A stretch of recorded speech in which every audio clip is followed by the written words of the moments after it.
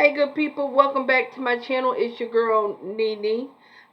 This is my review of Tyler Perry's Sisters. This is season 7, episode 7. It's Given a Scandal. Let's get to it. First things first, if you're new to my channel, thank you for coming. If you're not new to my channel, thank you for coming back. Your girl needs the views. Uh, Elephant in the room. Last week I was sick, so unfortunately I was not able to give my review of episode 6. It was a flat episode anyway, so it doesn't really matter. But I need you to do your girl a favor. Do me a solid. I need you to subscribe, like, comment, share, spread around the world your girl's channel. Okay? So we're gonna get into it. Again, this is my thoughts on Tyler Perry's Sisters, season 7, episode 7. Is Given a Scandal, which I think is a play on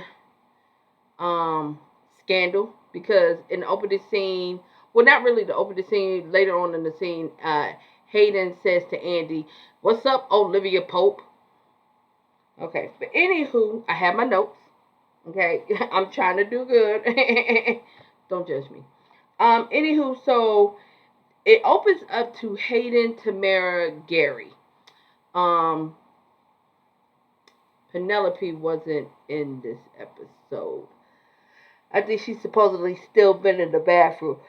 Oh, excuse me, your girl's tired. But anywho, you wanna feel sorry for Hayden? I really think people, they want to give off that moment where you want to feel sorry for him, but I don't.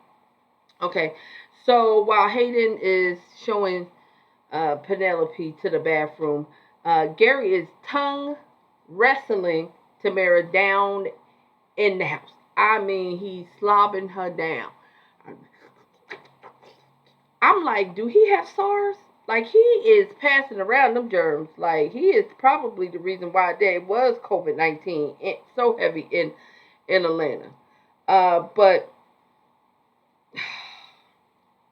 Hayden is such a cornball. I really, really, really, really don't like Hayden. Um, Pretty much Gary's going to smash Tamara. Okay? And how I'm going to break up the reviews, I'm just going to talk about each individual. Okay? He going to smash her. He's going to get with her. Hayden is a fool. Um, Hayden is a fool. He's already planting the seed of deception in his mind. Talking something you can't trust her. Can't nobody trust you, Gary? You had a whole wife and kids. Now the wife and kids that disappeared.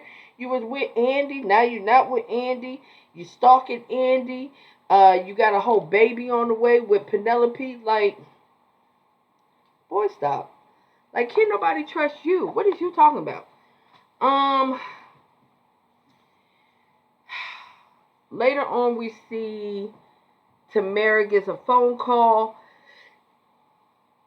It is from Gary. I don't know how he got her number. Like, that wasn't explained. But she feeling all sexified for one simple kiss, and he was like talking dirty to her. And when you doing hating, I want you to think about me. Ew, sir, that's nasty. You got SARS. I bet you he got cooties.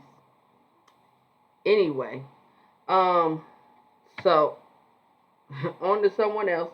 We're gonna go on to I want to do like lackluster. Like it. I mean, this episode was good. I guess we could go into um Sabrina. So Sabrina pretty much it opens up with her and Rich, which I don't understand why they together. I understand he a good guy. He likes you. You like him. You feeling him, but y'all not on the same page. Like, he don't want kids. He don't want them. He don't want them. He said, man, blank them kids, bump them kids. Kids can kick rocks. He don't want no part of them. So why are you dealing with this man? He don't want no kids. He don't want no kids. He don't want no kids. Let it go, boo. So she's pretty much telling him, like, I mean, and I think she's getting to that point. It's supposed to be her birthday, I believe. He gives her a charm bracelet, and He's like, oh, I know you already probably got a charm bracelet and everything, but I wanted to get you one. Blah, blah, blah. This is the part that irked me.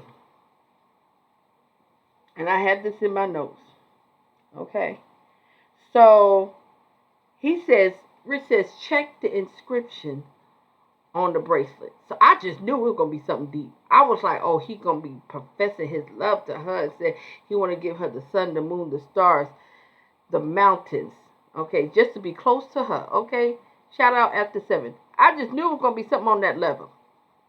Or there goes my baby. Shout out to Usher Raymond. Okay, he did good on that Super Bowl. You better do it, Usher.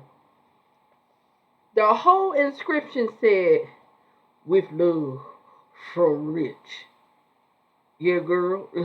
I thought of that myself, girl. I put that whole thing on the bracelet. You know what I'm saying? And you know what I'm saying? They charge a brother by the letter. That's how much I love you. Boy, that was lame. That was lame. Why? Go look at the inscription on the bracelet. Go look at it. Oh, that wasn't a mental moment. But she did have an epiphany. She was like, okay, I'm nervous. I'm having my appointment tomorrow. And he was like, I think it's good you should freeze your eggs. You know what I'm saying? I don't want kids. I don't rock with them like that. I can't stand them.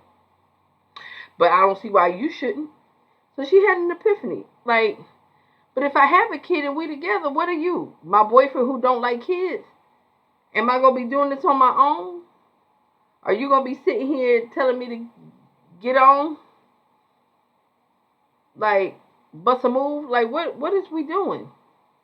Like, are you going to be known as the man that don't want to be around my kids? Like, what are we doing? So she had that epiphany. Like, what are we doing? She goes back to work. I forgot her co-worker's name, but I'm gonna call her Karen. That girl is irking my last nerve. There is no way possible that I could work with somebody over my shoulder like that. Like, why are you over here? I hope she ate onions. I would have blew my onion breath all in her face.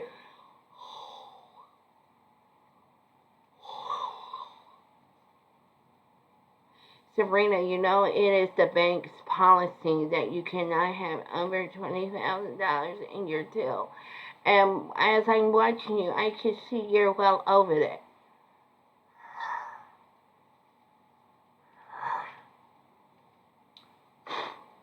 Get out my face. Oh, I can't stand a nosy broad. Sabrina better than me. She was like, well, if you all up in my business, why don't you count it? Okay, I got a important phone call I got to make. Just go ahead and do it. I wouldn't let that girl count the number of drawers I got in my dresser. I wouldn't let her count how many toenail clippers I had after I get a pedicure or manicure. I wouldn't let her count the nose hairs that's coming out of my face. I wouldn't even let her count the amount of times I done slapped the fire out of her. I can't with that girl. Please, somebody get rid of her. Please, she got to go. While we on it, Sabrina gets a phone call from Maurice later on, because I'm breaking it per person. Maurice pretty much was having a conversation with her, telling her that he's a sex worker that's making money. He wanted to know how her egg appointment went. Let me backtrack. Sabrina has a conversation with the doctor. I think this must be the only OBGYN in that area of Atlanta, because she is going to be the gynecologist that Karen sees, and this is the gynecologist that's going to help her doing IVF, who's going to help her freeze her eggs and get some embryos. She gets all of the information. She gets a little nervous. She sees that if she needs to do an embryo, she needs to get sperm, which means she's going to need to go to the sperm bank. Not the bank that she got right now, but the bank that do nothing but deposits. So she can get a withdrawal. Anywho, I digress. Now she talks to Maurice. Maurice is talking to a client. Grayson walks in his house. I mean, you just walked in this man's house. Whether the door is halfway open, you just walked into this man's house. You don't know if this man got attacked. You don't know if this man is attacking somebody. You don't know if this man is having an attraction with somebody. Hello, somebody help me. You just gonna walk in the door. You ain't gonna tap on the door. You ain't gonna knock on the door. You ain't gonna do none of that.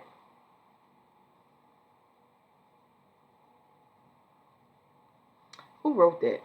Cause first of all, if a black person wrote that, they got to be a new age black person. Cause that ain't no older black person. Ain't nobody just gonna walk up in somebody's house like that. I don't walk in my family member's house like that. Chaboo. Anywho, so Grayson overhears him talking to a client. Again, it's a client. I'm gonna let the client know and tell the client anything you want to hear because they're paying me. I'm not looking for no marriage. I ain't looking for no husband. I ain't looking for no relationship. Blah blah blah. Grayson took that personal and was like, "Yeah, we was gonna go to the Jazz Fest, but I'm leaving these roses here and peace and blessings to you." Why are you tripping? Why is we tripping? Because he was talking to a client. Do you understand how overly dramatic Maurice is? You think he gonna tell the client the truth? Heck, he might not even tell you the truth. Heck, he might lie to himself. Why is we tripping? But that's what happens when you walk into somebody's house without their permission. You get surprised. Anywho. Next one. Next on the conversation. Let's go on ahead and move on to Karen. So Karen walks into the salon. Pam is still doing her social media thing. She's selling her products on the side. At Karen's shop, I'm sorry, Karen, you're not a shrewd businesswoman. You want to sell your products in my shop. You're more than welcome to do that. But I'm going to charge you like booth rent. I'm gonna charge you. I want for every sale you get, I want, since you in my shop, I want at least 35%, 25 to 35%. If you don't want to do it that way, we'll do 15%, and that means you're selling it after hours. Okay? But as long as you're working for me and you selling this during your working hours, I want 25%. The minimum. Okay? But Karen pretty much is let me see in my notes. Karen's shop is dying. Pam says to her that it's boring. I ain't got nothing else to do but the social media. One of your stylists walked out. Ain't nobody coming to see you, Otis. Ain't nobody coming to see you, Otis. Okay. Here's my question with Karen. When she was at the old shop near the Greenbrier Mall, didn't she have issues with getting people to come in? Because I distinctly remember Pam saying somebody else was going to some kitchen beautician before it caught on fire at that shop. So when you was over there by the Greenbrier Mall and the South DeKalb Mall, nobody was coming to see you to get their hair done. So what made you think when you took yourself over to the Buckhead area or Brookhaven or wherever you at that you were going to get more clientele in a more upscale, higher rent leasing place? Your business smarts ain't there. Like it ain't there. So I mean, you thought you were gonna have more clientele once you went to that Richie Rich area? Pam goes to tell her about Andy's situation. Well, we're gonna get into that about her boo Jordan. So Karen, of course, runs to call Andy to see if she's okay. Of course, Andy doesn't answer because Andy doesn't have her phone. We'll get to that. So Karen goes and meets Sabrina later on in the show, and she want to see about getting a business loan because she don't have no money, and this baby is costing her a lot, and uh, she is dibbling and dabbling in this, and the machines cost tens of thousands, and uh, she got to pay water bill, light bill. She ain't got no stylist. She ain't got no clients. She ain't got nothing. She don't own this building. She ain't got Nathan. Sabrina put the whole information in, and the computer said, dun, dun, dun, dun, dun. Nope, nope, nope, nope, nope, nope, nope. Not that tall. So how you gonna pay these loans now, Karen? Why didn't you just take the money that Andy gave you and got the shop that you was in renovated? Why didn't you just do that? Why, when Zach tried to give you money, did you not take the money and hold on to it? Why you had to act a plumb fool? And then you still acted a plumb fool. You go to see Andy. Y'all go to have a conversation with Andy. You want to discuss what's going on with her. You sat there for all of 5 minutes. You get up. You get your 6 month pregnant tail in the car. Go to Zach's house. Pop up unannounced. Knocking on the door like police. Talking about, I'm getting the blood test tomorrow, and yeah, it ain't nothing for you. All you gotta do is saliva. They gotta stick a whole needle in my stomach and get amniotic fluid to do a blood test. That's your decision. Cause you could tell him we could get a blood test after I give birth, but I'm not gonna jeopardize myself by getting this amniocentesis done, which I've had one of those before. It is not a good feeling. Then you gonna sit there and call Fatima all out her name and I thought Karen stopped being crazy. You was just dropping stuff off for your your uh your sister, your daughter's son's brother, and now you gonna trip and call her all bees and all of this. And I'm sitting here like, if now Fatima slapped the fire out your mouth and the baby come out, and then y'all get a real DNA test, she'll be wrong for that, wouldn't she? Here go Karen with her crazy self. Next up, Fatima. Gonna be real short and sweet. Zach is very supportive of Fatima going back to school, well, going to law school, and got the acceptance, bought her rose, put the acceptance letter in a frame to give it to her, and he showed up at the office. All right then now. Danny. I'm sick of Danny. She's having a fit that this man want to be in his children's life, that he did not have a discussion with her. They've been dating all of 4 months, but he was supposed to have a discussion with her first before he took his own two children in after their mother was being deployed.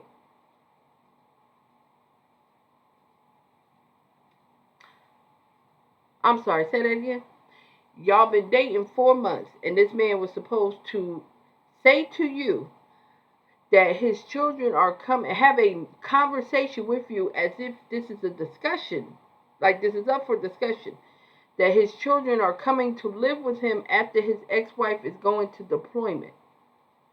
The children that he helped create, that he's taking care of, financially and physically and spiritually and emotionally, that's staying at his house. He had to give you that information because you upset that the kids asked you was your breast real. You shouldn't have them out at work. Why are you busting them out in his office? Exactly what my note says. Here go Danny acting childish because this man wants to take care of his children. So why do you have a problem with that? If he was a deadbeat, you would have a problem with that. Now that his ex-wife is in deployment and he's having to be a 24-hour parent, you got a problem. That he is being an adult, a responsible adult at that. I'm over her. I'm sick of her. I'm tired of the way that they're writing her. She can never be happy. But then she's going to come back at the end and say, I was tripping. I apologize. Girl, bye. Girl, Bye. Goodbye.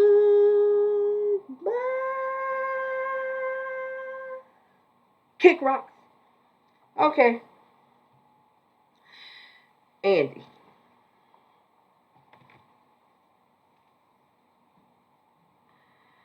This girl gonna work my nerve. Andy comes in there in a red suit. She looks like a BET Hub version of Olivia Pope. Down to the hair, down to the fit. Okay, this is the most clothes I've seen Andy in. Everything is snug, hug a bug, all of that. Okay, this is the most clothes I've ever seen her in. Anywho, I digress. So she walks in, Hayden is all in her face. He knows that there's a scandal. She doesn't know anything because she don't have her phone. She is a lawyer who don't have her phone. Why do y'all make these women seem like they the ditziest and the space cadetish of them all? Anywho, so she walks around the corner. Fatima comes flying out her office with her angelic white suit on, panicking. Did you see the news? Did you see what's all on social media? Did you see what's going on? Do you see everything that's happening? Jordan got a whole scandal. He got a whole scandal. Did you see the whole scandal, girl? Oh, girl. Oh, girl. And he's like, no, I didn't. I rushed out the house because he wanted to talk about love. So I left my phone and I just had to rush out. So you mean to tell me, girl, you didn't go back to get your phone even for an emergency? You didn't think you would need your phone?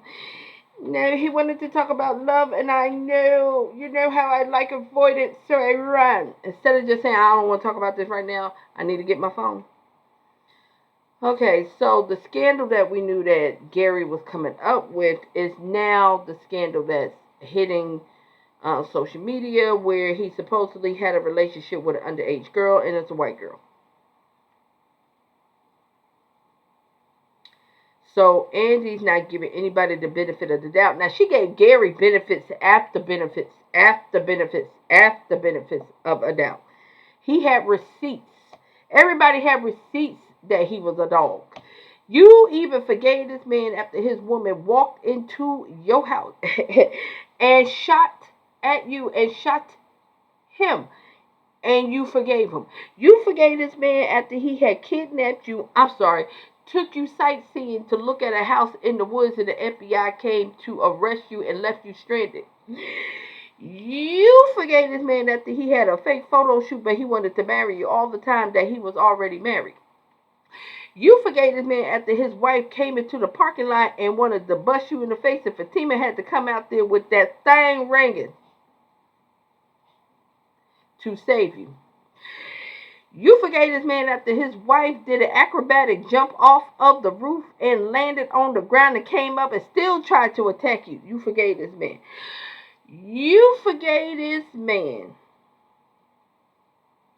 with all of them receipts, as long as the receipts from CBS. And you mean to tell me this one little scandal come from Jordan, and you don't even talk to him, you don't give him no benefit of the doubt, you ain't having no conversation, you ain't doing none of that. What's wrong with you, Andy? What's wrong with you? The scene where Zach was talking to Fatima, talking about when we're going to get married, is it before you start going to law school, or is it after? Andy comes in there crying, I am going to break up with Jordan. I see you. Bye-bye, Zach. Girl, what's wrong with you? And then he sees you in the parking lot, and he's like, I don't know this girl. Give me the benefit of the doubt. Then you come back into the office, you see Fatima. Then Fatima must have had a hit of that good ooh-wee. You don't want to wait for him yet? You don't want to check with him yet? You don't want to see what he has to say? Girl, you just floated across the River Jordan with your baptism finest. Talking about some girl, do you see what's on social media? He went an underage girl. She go home. She meet with the girls. They all split. Jordan calls. She giving him the third degree. He said he went to the police. The police believe him because he said he don't know her. That's why the police believe him. Because he said he don't know her. Girl, bye. I'm over all of them. They get on my last nerve. Fatima get on my nerve too. Cause why you didn't just tell Zach, hey, I got into law school. He had to see it on your desk. But that's my thoughts on Sistas. Y'all let me know what y'all think. I'm thinking about doing a video, my thoughts about Monique and her son and her Shannon Sharp interview. Only because I was once a Monique fan. And I do mean truly a Monique fan. Truly, truly, truly a Monique fan.